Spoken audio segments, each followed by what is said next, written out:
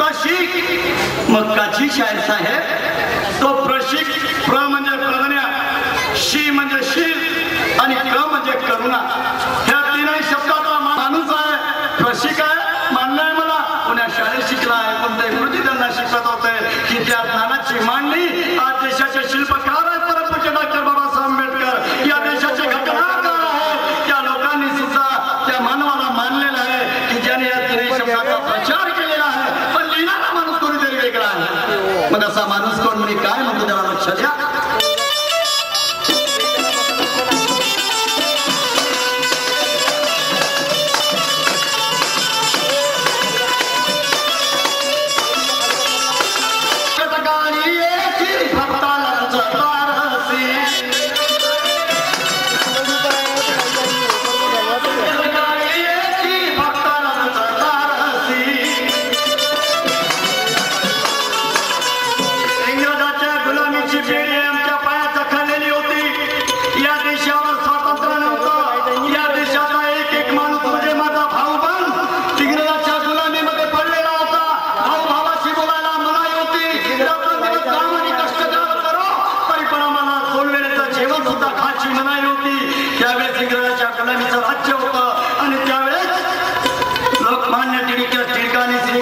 स्थापना केली. त्या पूजनीय सोहळ्यामध्ये आम्ही भावामध्ये एकत्र यायला लागलो, एकमेकाचे विचार आम्ही एकमेकाला सांगायला लागलो आणि आमचे भावाचे विचार भावापर्यंत पोहोचले आणि म्हणूनच आज आमचा देश स्वातंत्र्य झाला.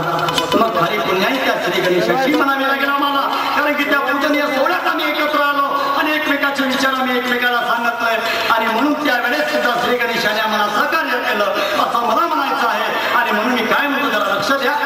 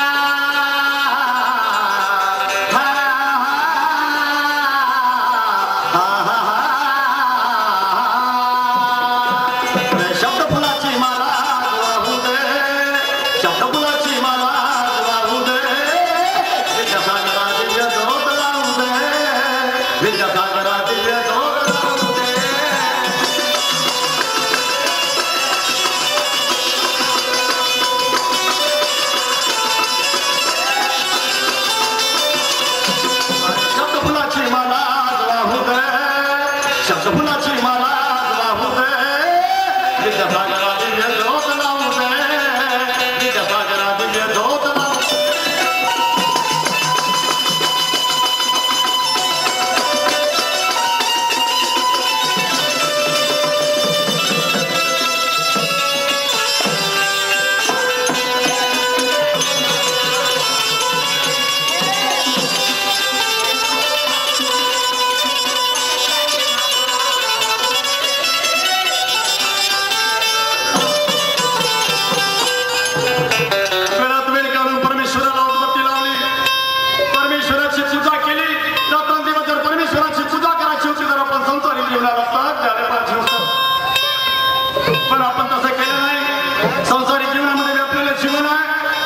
या भावसागरामध्ये माणसाची नौका डुबलेली आहे. पती आणि पत्नीचे दोन चाक जर बरोबर असेल आणि दोन्ही चाक जर ते व्यवस्थित असेल तर या भावसागराची नौका पार झाल्याशिवाय राहणार नाही आणि त्या भावसागरातून किनाऱ्याला ती नौका लागल्याशिवाय राहणार नाही.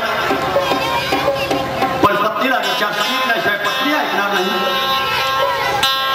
काय करावं या जगाचं चित्र पाहतो तर फार वेगळा आहे. सकाळी दिवस निघला की पेपर हातामध्ये येतो आणि त्या पेपरामध्ये या जगाचं चित्र दिसतो. हो चित्र वाचायला मिळतो. हो आज एखादी बाई जर परपुरुषाच्या संबंधात पडली तर आजच्या काळातली एक बाई नवऱ्याला नवरा म्हणून नाही राहिली. आजच्या विचार करायचा बाबा त्या काळाचा विचार करतो म्हटलं तर फार वेगळा आहे, अगणित आहे. त्या काळात त्या विचाराची किंमती नाही. मग ज्या विचाराची किंमती नाही त्या तो विचार कशाला करायचा. घराकडे गेलो पाहिजे. सोन्यासारखा संसार आहे. मातीमध्ये बोलणार नाही पाहिजे. पत्नीला दोन विचार समजून सांगितले पाहिजे. आपलं तर जीवन निघून जाणार आहे. आमचं तर जीवन निघून जाणार आहे. पण आमच्या शेवटी मुलाबाळाच्या भवितव्याचा प्रश्न आहे. मुलाबाळावर चांगले संस्कार झाले पाहिजे. मुलाबाळावर जर चांगले संस्कार झाले तर आमचा सोन्यासारखा संसार हा पुढे जाईल, मागे येणार नाही. जातो पत्नीकडे आणि पत्नीला दोन विचार समजून सांगतो. साऱ्या बायाचे सर्वना झाले. माझ्या अंगाने फेराय दिसत नाही. कुठे गेली असेल काय कळून जा. राधा ते राधा दोन आवाज दिले तरी बोलून नाही राहिले. कुठे गेली असेल बिचारी. अगं हे राधा तिसरा आवाज दिला तरी बोलून नाही राहिले. अहो घरी आज का हे बिचार तर कुठे खराब नसेल. तो कुठे खराब नसते तरी पण कम से कम शब्दाला बोलली असते. कुठे गेली असेल बिचारी. हे राधा चौथा आवाज दिला तरी बोलून नाही राहिले.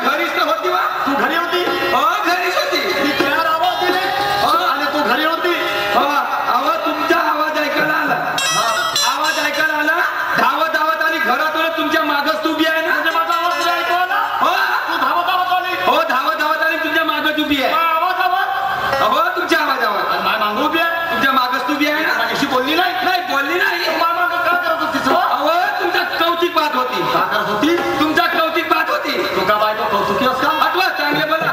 नवऱ्याच्या मागे राहायचं शिकलीस. नवऱ्याचं कौतिक पाहायचं शिकलीस का रोज येणार ना आदेश राहिली. लालायकोटची हलकटाची पैदाई चांगले बोला. घरची पाहिजे तुला माझ्या मागा उभी राहते ना.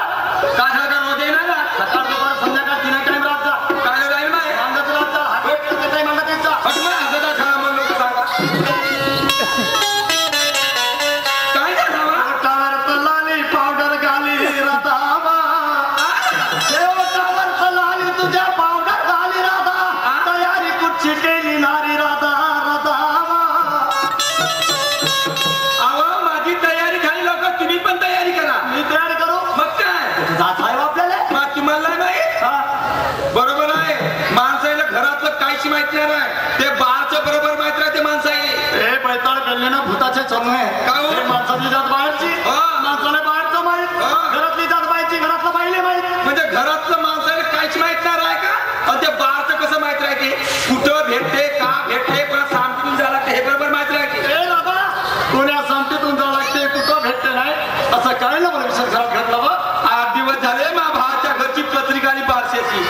कोण्या गावची वा. काटोल. अच्छा काटोल. म्हणजे काटोलचे राजूभाऊ हजारेचा भावाला होता. राजूभाऊ हजारे मा भाऊ घरी आला तर पत्रिका घेऊन ती बारशाची पत्रिका घेऊ. तो का म्हणा तुला वा. अहो बाई म्हणे म्हणलं तिथून पोरगा झाला म्हणे. बारशे ठेवलं म्हणे. बारशे येऊन जायचं म्हणे. मा भावाले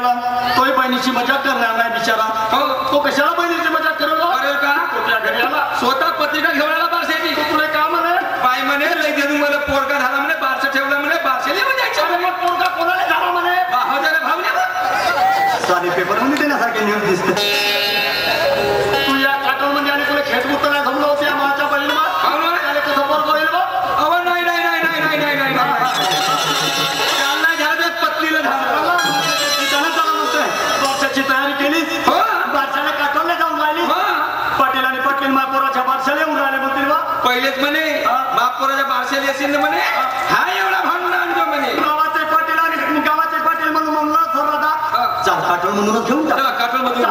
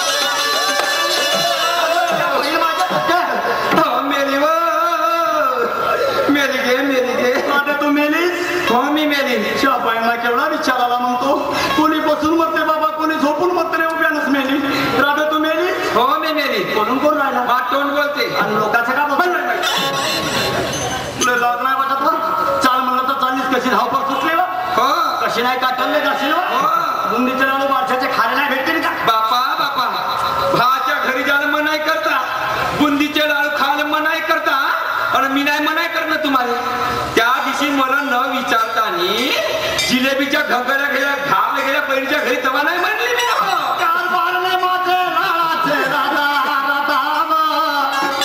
आपण समाजाचे कोण म्हणाले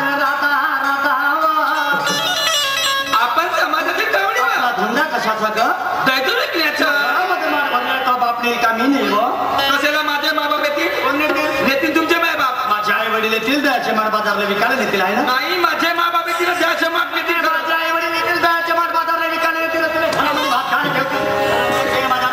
लवकर नाही हे मार घेऊ लवकर जा आणि बाजारला जाऊ बाजारला जा हो 8 दिवस झाले घरामध्ये पलंगावर झोपून आहे तुमच्या समोर 8 दिवस झाले घरामध्ये पलंगावर झोपून आहे तर तुम्हाला एकही दिवस वेळ नाही भेटली का मा पलंगावर याची